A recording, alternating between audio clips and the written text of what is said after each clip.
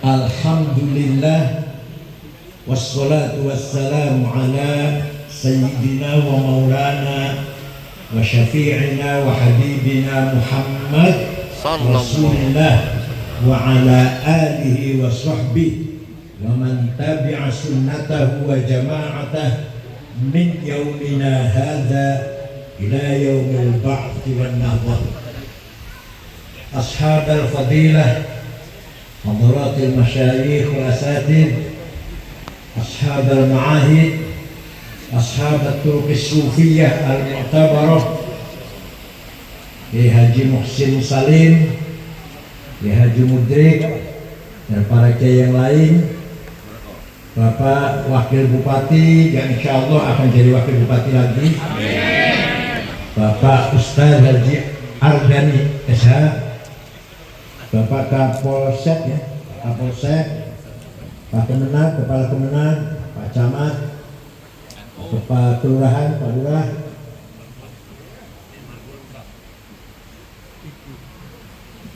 Mursyid Ma'had Al-Basya, Tuan Guru Muda Ustaz Kuntum Khairul Basya, Azzallahu bi'izzih wa akamahu bikaramih wa ayyadahu bita'yidih. Semangatnya luar biasa, padahal kita tahu keadaan beliau seperti itu. Semangatnya luar biasa. Bapak Ibu sekalian yang saya hormati, terutama wali santri dan para santri yang berbahagia. Alhamdulillah pada siang hari ini saya dapat hadir di pesantren modern Al-Basya untuk kedua kalinya di munasabati haflat ikhtitam ba'd talabah ikhtitam al-Quran wa bimunasabati dzikra wafatil marhum Ustaz Bauddin Asad yang ketiga. Mudah-mudahan arwah beliau fi izzin wa karamah fi maq'adi sidqin 'inda malikin muqtadir, berada di sisi Allah, duduk di tempat duduk yang namanya maq'ad sidq 'inda malikin muqtadir fi jannatin na'im.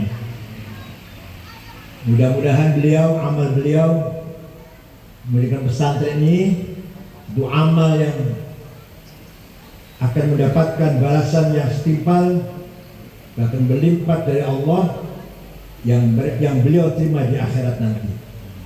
Bagus sekalian, pesantren adalah al-hisnul hasin limabadil Islam wa ta'alimih. Pesantren adalah benteng yang kokoh dari prinsip-prinsip ajaran agama Islam. Kalau tidak ada pesantren, Islam hanya namanya doang, namanya saja. Tapi esensi dari Islam kosong kalau tidak ada pesantren. Kenapa? Karena hanya pesantrenlah yang tafaqquh fid din, mendalami, memperluas, meningkatkan pemahaman agama. Di luar pesantren tidak ada. Hanya pesantren, ilmu nahwu dari kitab kecil Jurumiyah sampai Alfiyah, ilmu fikih dari kitab Safina sampai Mahalli, Majmu', Fathul Mu'in, Fathul Wahab, ilmu balaghah, buku Juman, ilmu kalam sampai yang kitab-kitab yang rumit-rumit itu dibahas di pesantren. Itulah ciri khas tipologi Al-Ma'had, pesantren yang dimiliki oleh kiai-kiai Nusantara. Pesantren lahir sebelum Indonesia lahir. Pesantren sudah banyak, sudah ada sebelum Indonesia merdeka, terutama di Jawa yang dibangun oleh para wali 9, wali songo. Semua wali songo metode dakwahnya membangun pesantren, ta'ammuk wa tafaqquh fid din, mendalami, memperkaya, memperluas pemahaman agama. Alhamdulillah di Ogan ini paling banyak pesantren, terutama Kiai Mudrik ini santrinya 8.000. Masya Allah, hafizahullah. Mudah-mudahan bihifdzih, dijaga oleh Allah dengan penjagaannya. Dan pesan yang lain pun segera menyusul, merupakan aset bangsa. 15 abad yang lalu, Bu, kapan 15 abad yang Nabi Muhammad diutus oleh Allah agar membangun masyarakat Arab yang waktu itu masyarakat Arab dari sisi agama sesat, dari sisi peradaban ilmu pengetahuan buta huruf. Jadi masyarakat Arab itu buta huruf, tidak ada pendidikan, tidak ada peradaban, tidak sekolah, dan agamanya nyembah batu tanpa di-backing oleh teologi. Beda dengan agama Hindu Buddha, walaupun nyembah batu ada kitab sucinya. Soal kita setuju gak setuju, tapi Buddha Hindu ada kitab sucinya, Rigveda, Mahabharata Gita. Kalau orang Arab waktu itu nyembah batu tanpa ada dasar filosofinya, maka orang Arab dinamakan masyarakat yang jahiliyah. Apa Bu namanya? Jahiliyah. Agamanya sesat, ilmunya kosong, pendidikannya nol sama sekali. Nabi Muhammad diperintah oleh Allah membangun masyarakat yang seperti itu. Ya Allah, luar biasa. Nabi Muhammad diperintah, ditugaskan oleh Allah membangun masyarakat yang bodoh dan sesat. Terus gimana caranya Nabi Muhammad membangun masyarakat seperti itu? Allah memberikan petunjuk pada Muhammad. Walladzi ba'atsa fil ummiyina rasulan minhum yatlu 'alaihim ayatihi wa yuzakkihim wa yu'allimuhumul kitaba wal hikmah wa in kanu min qablu lafi dhalalin mubin. Kata Allah, pertama kali Muhammad dakwah kepada masyarakat jahiliyah memperdengarkan Al-Quran. Memperdengarkan. Oleh karena itu mubaligh, penceramah, khotib, dan tukang pidato itu harus berdasarkan Al-Quran, harus keluar dari Al-Quran. Kadang-kadang ada orang ceramah panjang 1 jam, tidak satu ayat pun Quran keluar. Ada lagi ceramahnya enak, khutbahnya enak, ketika mengeluarkan ayat Quran salah semua bacaannya. Baca tidak pakai tajwid, memalukan itu. Pesantren baca, nanti kalau ceramah, kalau khutbah, kalau berdakwah harus berdasarkan Al-Quran dan baca dengan pembacaan yang benar. Mana santri dia, santrinya ya? Siap ya? Membaca Al-Quran dengan yang mujawwadah, yang benar.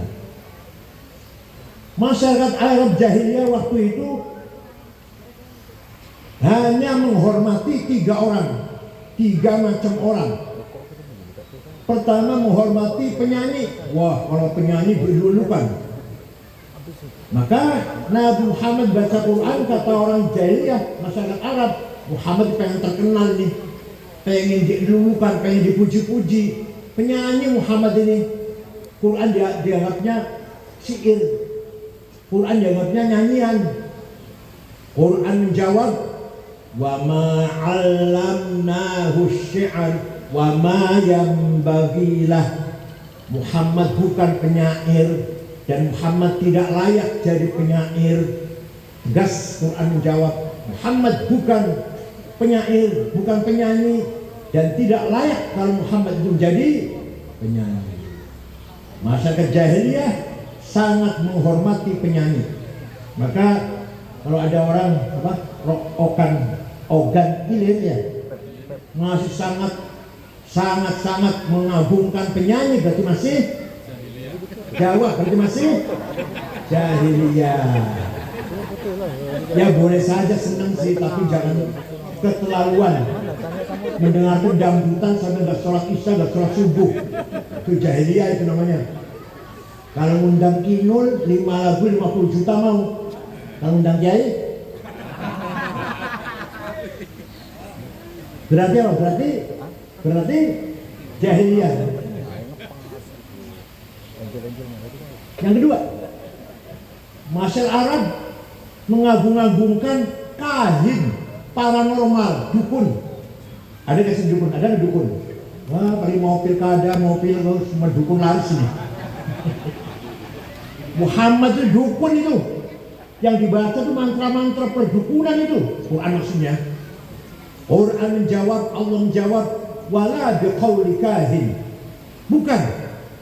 Quran yang dibaca Muhammad bukan mantra-mantra kahanah, bukan mantra-mantra perdukunan paranormal, bukan. Jadi kalau ada orang organilir sangat percaya pada dukun, berarti masih ya.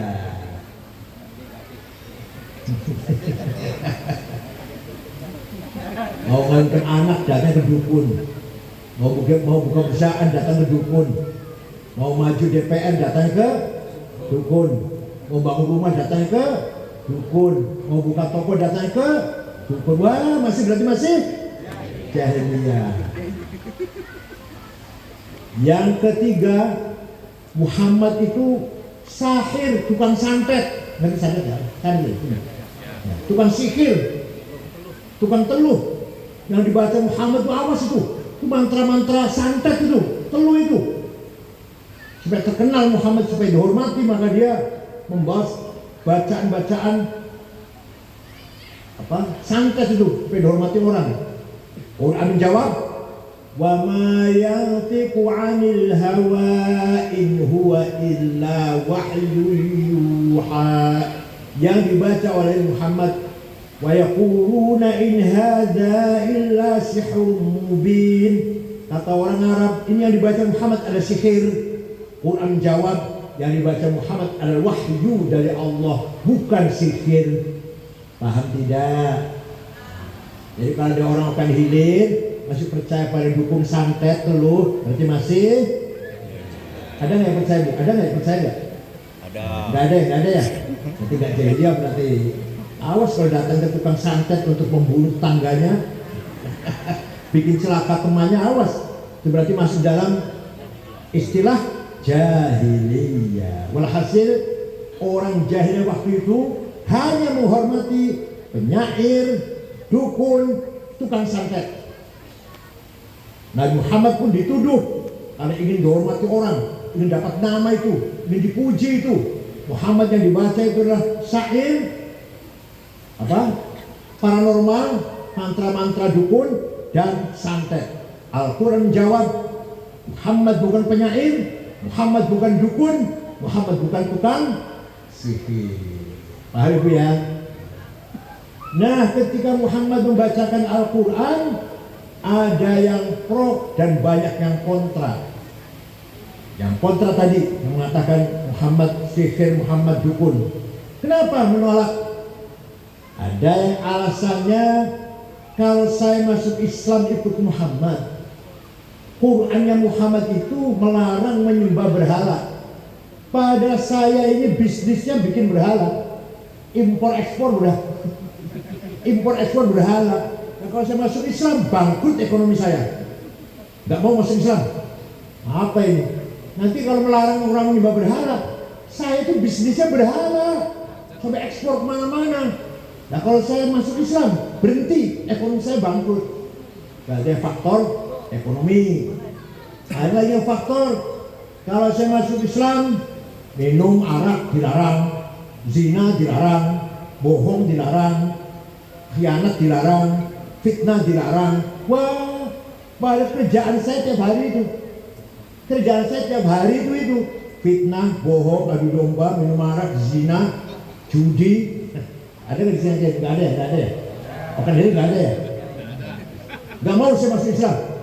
Semua dilarang, semua yang kesenangan saya itu, hobi saya dilarang semua. Nggak mau masuk Islam, ikut Muhammad. Ada lagi yang alasannya kalau saya ikut Muhammad dianggap sejajar dengan budak. Saya kan bangsawan, elit kelas atas. Kalau Muhammad nanti duduk dengan Bilal, budak hitam, Suhaib Ar-Rumi, budak, Mus'ab bin Umair, budak. Dan saya Sumayyah, Yasir, Ahmad bin Yasir, budak. Saya kan bangsawan, elit. Apa dengan di Sumatera Selatan apa kalau bangsawan itu? Kalau Jawa Raden, maksudnya apa? Raden ya? Pangeran. Saya kan pangeran. Kalau duduk dengan bilang, gengsi dong. Turun derajat saya. Ada yang seperti itu. Ada lagi yang menolak Al-Quran karena ngeri dengan ancaman neraka. Kalau baca Quran, kalau barang siapa berdosa masuk neraka, ngeri banget. Lebih baik gak usah dengar lah, gak usah dengar saya. Daripada dengar itu ancaman, lebih baik gak usah dengar lah. Itu orang yang menolak Al-Quran. Tapi ada yang menerima, bahkan banyak. Antara lain Sayyidina Umar bin Khattab. Beliau keluar kota Mekah setengah bulan. Pulang dari luar kota, masuk kota Mekah, mendengar adiknya Fatimah bintil Khattab dan suaminya Sa'id bin Nufai bin Amr bin Nufai masuk Islam. Kaget Umar. Apa-apa adik saya ini masuk Islam, meninggalkan agama leluhur. Datang ke rumahnya, bisa tempelin. Umar datang ke rumahnya adiknya namanya Fatimah bintil Khattab. Sampai ke pintu, Fatimah sedang baca Quran. Itu Umar yang tadinya gagah perkasa terduduk, lemes. Nanti mau nempelengin mendengar Al-Quran, lemes terduduk. Ketok pintu dibuka, diambil kertas yang sedang dibaca oleh adiknya, dibaca dengan berkeringat dingin, gemetar. Bismillahirrahmanirrahim. Taha ma anzalna 'alaikal Qur'ana litashqa illa tadhkiratan liman yakhsha tanzilan mimman khalaqal arda was samawati al-'ula ar-rahmanu 'alal 'arsy istawa. Taha, wahai Muhammad. Taha nama Muhammad, namanya Muhammad Taha itu. Taha, wahai Muhammad, ma anzalna 'alaikal Qur'ana litashqa. Tidak sekali-kali aku turunkan Al-Quran kepadamu membuat kamu celaka, tidak. Tapi illa tadhkiratan liman yakhsha. Quran diturunkan kepadamu Muhammad untuk beri peringatan kepada orang-orang yang takut. Diturunkan dari mana? Tanzilan mimman khalaqal arda was samawati al-'ula. Dari Tuhan yang menciptakan bumi dan 7 langit. Siapa itu? Ar-Rahman, yang maha kasih sayang. Al-'arsy istawa, yang menguasai alam jagat raya dari aras sampai ke ujung dunia. Itu Umar baca itu sambil keringat dingin, keluar keringat dingin. Akhirnya bertanya, Aina Muhammad al-an? Fatimah, gimana Muhammad sekarang? Di sana, di rumahnya Al-Arqam bin Abil Arqam di Jiyad. Umar lari, ketok pintu. Nabi sedang di dalam rumah itu bersama sahabat-sahabatnya. Sahabatnya ketakutan karena Umar terkenal apa? Preman. Galak. Ya ada apa ya Umar kesini mau nempelengin orang. Nabi Muhammad membuka pintu, Umar masuk, memeluk Nabi Muhammad dan menyatakan masuk membaca 2 kalimat syahadah. Nabi bersabda, Allahumma izzal Islam bi ahadi Umarain. Ya Allah, kuatkanlah Islam dengan salah satu Umar. Kalau tidak Umar bin Khattab, Amr bin Hisham, yaitu Abu Jahal. 2 orang ini ya Allah salah satunya saja masuk Islam untuk memperkuat agama Islam. Hidayah turunnya pada Umar bin Khattab, tidak kepada Amr bin Hisham Abu Jahal. Setelah Umar masuk Islam, kata Umar apa? Ya Rasulullah, rekan-rekan, mulai besok ngaji Quran di masjid, jangan sembunyi di rumah sini. Mulai besok sholat di masjid haram, ada saya. Jadi perjuangan harus ada kayak gitu, kayak perjuangan harus kayak gitu. Kayak mudrik maju, ada saya, jangan takut. Harus ada kayak gitu, ada punya kalau kayak gitu. Kiai Kuntum maju, terus maju, ada saya, jangan khawatir, jangan takut.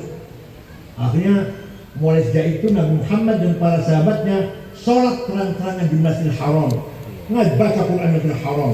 Umar selalu berkata, barang siapa yang ingin istrinya janda, barang siapa yang ingin anaknya jadi yatim, lawan saya.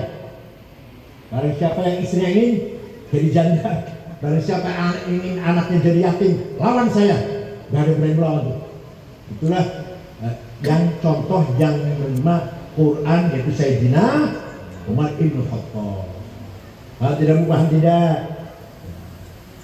Al-Quran ditulis oleh para penulis zaman sahabat, yang nulis orang 10. Pimpinannya adalah sahabat Zaid bin Thabit, anggotanya Ubay bin Ka'ab, Muawiyah, Sayyidina Ali, Ibnu Mas'ud, dan lain-lain.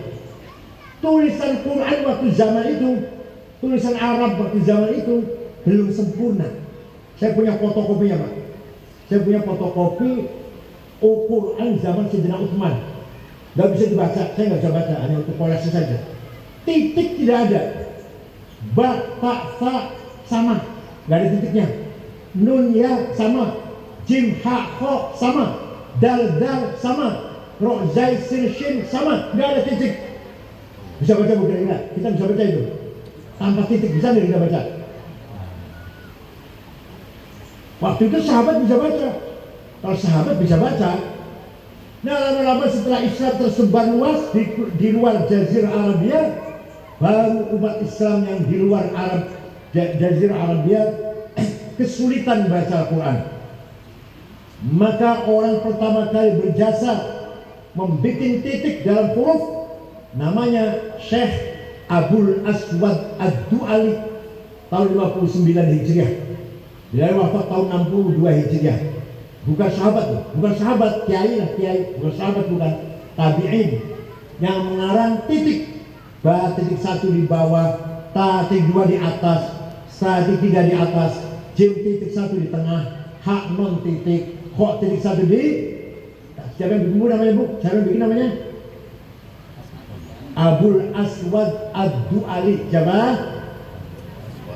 Agak sulit namanya ya, biasa namanya Solikin Toto. Ya, sudah ada titik, orang bisa baca. Tapi lama-kelamaan semakin meluas Islam sampai ke Persia, dari Irak sampai sekarang lah, masih nggak bisa baca Quran walaupun ada titiknya. Maka ada seorang ulama tabi'in namanya Imam Khalil bin Ahmad Al-Farahidi yang wafat tahun 175 Hijriah, bikin harokat syakal, fathah, domah, kasroh, fathaten, domaten, kasroten, syiddah, tasdid, sukun. Baru orang gampang baca Quran. Sudah fathah, kasroh, domah. Gampang tidak, Bu? Gampang tidak? Ya, fathah, domah, kasroh, gampang kan? Itu bikinannya ulama namanya Imam Khalil bin Ahmad Al-Farahidi. Tapi setelah ada titik, ada harokat, orang baca Quran masih salah. Salah. Tanpa tajwid, masih salah. Nggak ada idgham, idharnya nggak ada, ikhfa nggak ada. Maka ada ulama namanya Imam Abu Ubaid Qasim bin Salam yang wafat tahun 224 Hijriah, menggagas ilmu tajwid tilawatil Quran. Ilmu tajwid. Baru ada istilah idgham, idhar, ikhfa, iqlab, qalqalah, madlazim, majaiz, huruf halaq, hurma. Baru jelas setelah ada ilmu tajwid. Sekarang tinggal ayo rajin kita baca, rajin kita hafalkan. Titiknya sudah ada, harokatnya sudah ada, tajwidnya sudah ada. Ayo belajar baca Quran semuanya. Walaupun sudah tua, jangan minder. Ayo kita belajar ngaji Al-Quran. Walaupun sudah tua, insya Allah Quran akan memberi syafaat kepada kita nanti di yaumil akhirah. Insya Allah. Ayo belajar mengaji Quran dengan baik, dengan benar. Nanti kalau udah bisa, setiap hari, setiap bangun tidur, mulut belum ngomong sama orang, ayo kita ngomong dengan Allah dulu. Lisan kita, bibir kita, sebelum dipakai bicara dengan orang, ayo kita bicara dengan Allah, yaitu baca Al-Quran. Walaupun 1 halaman atau setengah halaman, itu namanya kita berdialog dengan Allah namanya, sebelum berbicara dengan sesama manusia. Insya Allah nanti di akhirat Al-Quran akan menjadi syafaat penolong bagi kita semuanya, agar kita selamat dari siksa neraka. Insya Allah mendapatkan syafaat Al-Quran, masuk dalam surga ya Allah. Dan berbahagialah wali-wali santri yang sekarang mau diwisuda. Berapa? Jumlahnya berapa? 15. Insya Allah orang tuanya pun akan mendapatkan syafaat dari barokah dari anaknya yang setelah hafal Quran ini, hafal 5 juz, 3 juz, juga akan menjadi penolong bagi orang tuanya nanti di akhirat. Insya Allah. Maka